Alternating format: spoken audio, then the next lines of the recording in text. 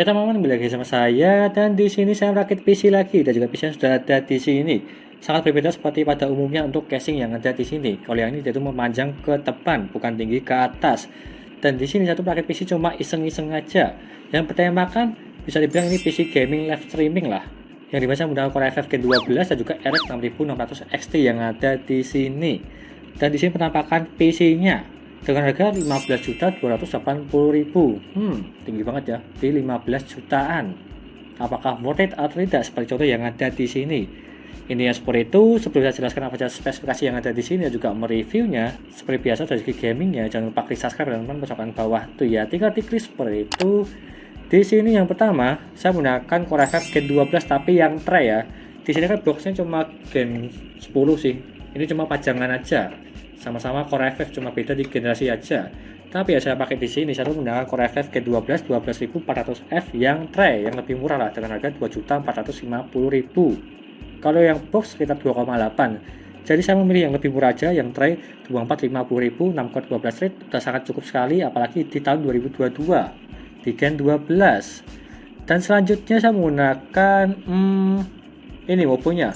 Oppo ASRock B660M Steel Legend dengan harga 2.500.000 untuk yang ada di sini. Sebenarnya saya tuh mau mencari yang Z690, tapi nanti over budget, maka dari itu saya memilih yang serinya B aja. B660 sudah lebih dari cukup menggunakan Core i5 Gen 12 dan juga serinya Steel Legend yang bisa dibilang tinggi lah untuk kalangan tim Oppo-nya ASRock. Yang ada di sini dia itu berwarna-warni, sangat menarik dari segi estetikanya. Selanjutnya saya menggunakan RAM yang ada di sini. Saya tuh menggunakan RAM yang murah aja dan juga bagus lah. Mereknya adalah Silicon Power. Serinya itu Zenith RGB 3200 mAh untuk kecepatannya. 2x8GB 16GB untuk DDR4 ya, bukan yang DDR5. Seperti contoh di sini gambarannya dengan harga 850.000 ya, murah sih untuk yang itu.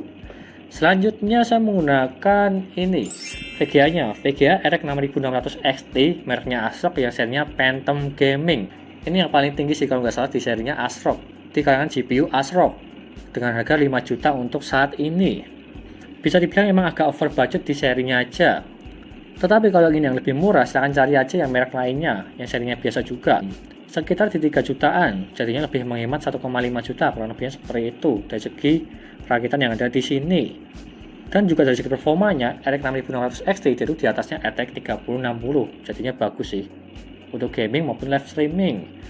Dan selanjutnya saya menggunakan SSD yang ada di sini ya, karena ini cuma uji coba, maka dari itu saya menggunakan yang ada di studio aja untuk SSD-nya, SSD Patriot Burst Elite 960GB dengan harga 1 juta untuk yang ada di sini. Ini terbilang bagus karena emang harganya mahal sih. Kalau ingin lebih murah, saya akan cari aja yang 1 tera lah, dia itu di harga 800 sampai 900.000, itu juga ada di merek-merek yang lainnya. Selanjutnya saya menggunakan ini adalah power supply FSP Hydroca 850 watt 80 plus bronze untuk mengangkat Core i5 Gen 12 dan juga RX 6600 XT. Sudah lebih dari cukup lah. Apalagi full loadnya tersebut tidak sampai ke 400 watt, jadinya aman lah menggunakan yang ini 850 watt. Dan juga ini dia itu garansinya dari AGS, bukan yang Asia Global Sukses Indo ya, tapi yang satunya. Dan juga harganya tersebut di harga 1,1 juta untuk yang ini. Kalau misalnya ingin cari yang lebih rendah wattnya 650 watt, silahkan cari yang mereknya bagus dan juga sertifikatnya 80 plus gold, jangan yang bronze, minimalnya lah supaya lebih bagus. Tapi kalau yang bronze ya masih bisa lah, tapi ya itu minimalnya, lebih aman di gold. Kalau nggak memakai ini udah lebih dari cukup. FSP Hydroca Pro. Selanjutnya saya menggunakan ini casingnya, casing Armageddon Tesseract APEX 13 Air yang sangat panjang sekali. Serinya adalah EATX dengan harga 1.750.000 kalau yang warna putih. Kalau yang warna hitam dia itu 1,7 juta, kurang lebihnya seperti itu untuk harganya, yang dimana dia itu memanjang. Kalau kalian suka yang unik-unik casingnya, silahkan beli aja yang ini. Terbilang keren sih dari segi estetikanya. Udah saya review di video sebelumnya untuk yang ini casingnya, Armageddon Tesseract APEX 13 Air. Dan yang terakhir saya menggunakan fan case RGB, ada total sekitar 11. Di bagian atas 4, di bagian bawah tersebut dia itu 4, di bagian depan 2, di bagian belakang dia itu 1. Total 11 fan. Dengan harga satuan tersebut di 35.000 dikali 11 sekitar 385.000. Jadinya ya nggak masalah sih. Menggunakan fan biasa cuma auto RGB. tidak bisa diganti warnanya. Kalau ingin bisa diganti warnanya, silahkan beli aja, bisa membengkak sih di 2 jutaan kurang lebihnya seperti itu. Apalagi kalau yang ini itu fan support yang sangat banyak sekali, dan bisa di fullin juga, ditambah 2 di bagian depan. Sebenarnya bisa, maksimal totalnya sih ya 13 fan sih untuk kalangan 12 cm di setiap fan di bagian atas, depan, dan juga bawahnya, kurang lebihnya seperti itu. Dan juga tambahan untuk CPU cooler yang saya lupa untuk mengasih tahunya. Di sini saya menggunakan PC cooler yang ada di sini, ya, boxnya di sini ketinggalan. PC cooler Paladin EX400S dengan harga 245.000. Yang saya tancapkan di sini sangat menarik sekali. Dari segi fan yang tersebut ada RGB-nya dan juga suhunya, apakah dingin atau tidak, dengan lihat saja di sini untuk mereviewnya di akhir video. Kurang lebihnya seperti itu, saya kasih sini aja. Dan semua spesifikasi sudah saya sebutkan, dan juga paparnya semua ada di sini semua. Apakah worth it atau tidak di harga 15.280.000 untuk spek PC yang ada di sini. Karena saya cuma iseng-iseng aja ya, ini bukan dari customer, cuma saya iseng-iseng aja. Perangkat PC menggunakan casing yang ada di sini. Sampai saja dari saya, lanjut aja ke review gamingnya. Yo.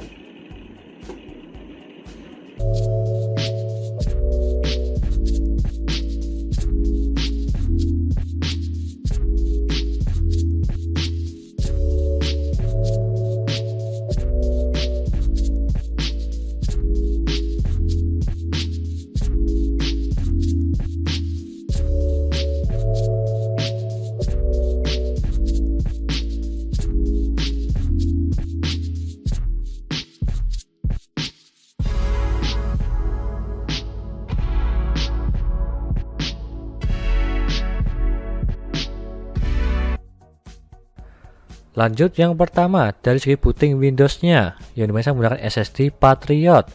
Dan kita tunggu aja seberapa cepat ya untuk booting Windows-nya.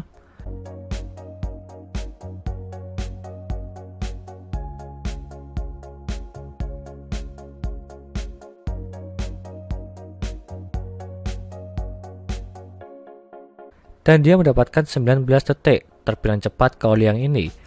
Karena standar dari SSD SATA 3 di 25 detik, kalau yang ini di 19 detik terbilang cepat. Tapi terkadang di berbeda PC berbeda kecepatan, meskipun sama-sama menggunakan SSD yang sama. Lanjut ke HD Sentinel untuk mengecek performa maupun kesehatannya. Untuk yang ini, performa 100%, kesehatan 99%.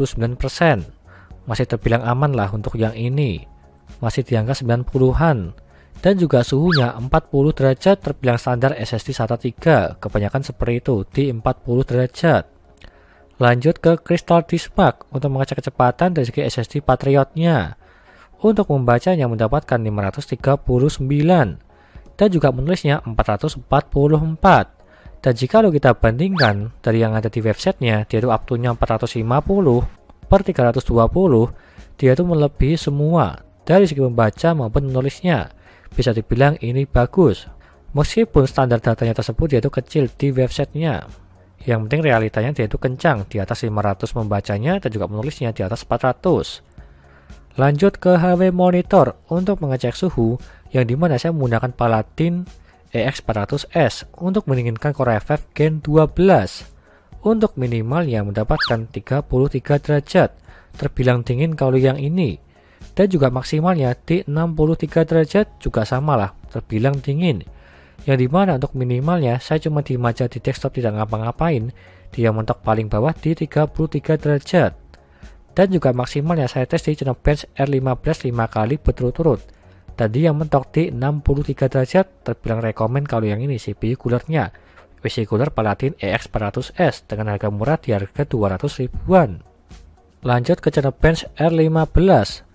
Untuk OpenGL mendapatkan 246 fps. Dan juga VGA-nya saya menggunakan RX 6600 XT. Serta CPU yang mendapatkan 1368 CB. Biasanya di Core i5 Gen 12 dia itu di 1800-an, tapi aku juga kurang tahu sih kenapa di 1300 untuk yang ini. Lanjut ke gamingnya GTA 5. Settingan 1080p dan juga settingan Very High, dia itu mendapatkan 187 fps. Terbilang lancar kalau yang ini. Yang dimana dia itu di atas 100 fps, apalagi di game GTA Roleplay dia itu lebih berat, tetapi kalau memakai ini ya masih aman lah di settingan Very High. Lanjut ke Forza Horizon 4, settingan 1080p dan juga settingan High, dia itu mendapatkan 120 fps. Ini juga sama, di settingan rata kanan tembus di atas 100 fps di game Forza Horizon 4. Lanjut ke Need for Speed Heat, settingan 1080p dan juga settingan high, dia itu mendapatkan 101 fps untuk rata-ratanya. Ini juga aman, di settingan high dia itu masih di atas 100 fps. Kalau misal di settingan ultra, dia itu bisa-bisa aja tapi lebih stabil di settingan high aja untuk yang ini gamenya. Lanjut ke PUBG Steam, settingan 1080p dan juga settingan ultra, dia itu mendapatkan di 224 fps untuk rata-ratanya. Terbilang sangat lancar lah untuk yang ini gamenya. Di settingan rata kanan, yang dimana ultra mendapatkan di atas 200 fps sampai tumpah-tumpah fps-nya. Lanjut ke game Apex Legends, settingan 1080p dan juga settingan high, dia tuh mendapatkan di 144 fps. Kalau yang ini emang mentok sih, mungkin gara-gara dari segi settingannya dia tuh mentok di 144 fps. Harusnya sih bisa lebih di angka 200 lah, kurang lebihnya seperti itu. Tapi ya nggak masalah, di settingan high dia tuh masih mentok di 100an lebih di game Apex Legends. Lanjut ke game Valorant, settingan 1080p dan juga settingan high, dia tuh mendapatkan di 376 fps untuk rata-ratanya. Kalau paling mentok dia tuh mendapatkan di 500an fps. Tapi kalau yang ini di rata-ratanya di 300an lah, udah lebih dari cukup. Lanjut ke game Dota 2, settingan 1080p dan juga settingan high, dia tuh mendapatkan di angka 117 fps. Ini juga sama, sangat nyaman sekali. Di settingan rata kanan, dia itu masih mendapatkan di atas 100 fps untuk game Dota 2. Lanjut yang terakhir dari segi Resident Evil 6, settingan 1080p dan juga settingan high, dia itu mendapatkan di angka 110 fps. Dan kalau menurutku VGA RX 6600 XT jadi kurang stabil di gamenya ini Resident Evil 6. Jadinya dia mendapatkan di 110 fps. Harusnya bisa lebih sih, mungkin dari segi drivernya kurang cocok. Tapi ya masih aman juga sih di settingan rata kanan di atas 100 fps. Lanjut ke dayanya. Untuk minimalnya dia itu mendapatkan 77 watt. Terbilang cukup tinggi kalau yang ini. Yang dimana saya itu menggunakan fan 11, jadinya emang agak boros ya. Mendapatkan di atas 70 watt. Dan jika lo dari segi maksimalnya, dia itu mendapatkan di angka 290 watt. Bisa dibilang ini masih aman lah, hampir menyentuh di 300 watt. Yang dimana menggunakan Core i5 Gen 12 dan juga RX 6600 XT. Tetapi ini dayanya yang paling mentok di 290 watt. Tetapi rata-ratanya di sekitar 270-260an watt untuk yang ini. Lanjut ke kesimpulannya. Dengan harga 15 jutaan, 15.280.000, rekomen atau tidak? Jika lo untuk bermain gaming live streaming ini udah lebih dari cukup. Yang dimana menggunakan RX 6600 XT. Dan pasti kalian akan bertanya-tanya, kenapa memakai casing ini? Bisa dibilang over budget sih di casingnya, di harga 1,7 juta. Kalau aku sih ya tergantung selera kalian. Kalau ingin tampil beda ya silahkan pakai ini. Karena saya tuh merakitnya ini cuma iseng-iseng aja. Jadi silahkan dijadikan referensi maupun tidak, itu bebas untuk kalian.